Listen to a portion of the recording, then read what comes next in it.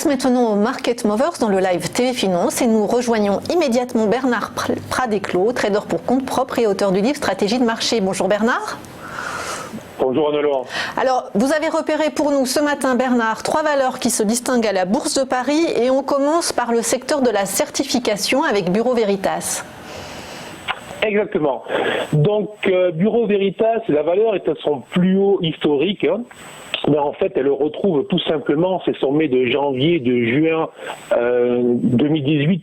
Autrement dit, ça va faire près de 2 ans qu'elle évolue sur un large range entre les 16 et les 23.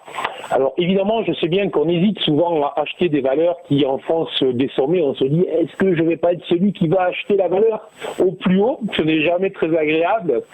Mais là, en fait, tout simplement, ce qui explique cette hausse et ce nouveau sommet dans l'historique, c'est qu'on a eu hier des rumeurs sur un rapprochement entre le spécialiste français de la certification, donc Bureau Veritas, et son concurrent suisse SGS. Sur le plan technique, en fait, on a des objectifs haussiers qui semblent ouverts en direction des 28,20, soit un upside de plus de 20%.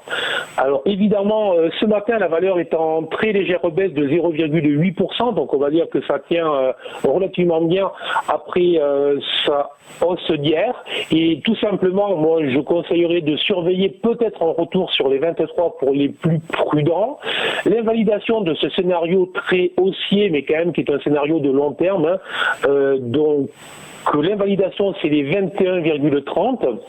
Donc on va dire on est positif sur ce dossier qui est quand même très spécial parce qu'on sait très bien que des rumeurs de rapprochement en fonction, si jamais ça venait à se faire et en fonction des accords entre les deux sociétés, soit ça pourra faire un gros upside en direction de notre objectif, soit à l'inverse, un gros retour, voilà.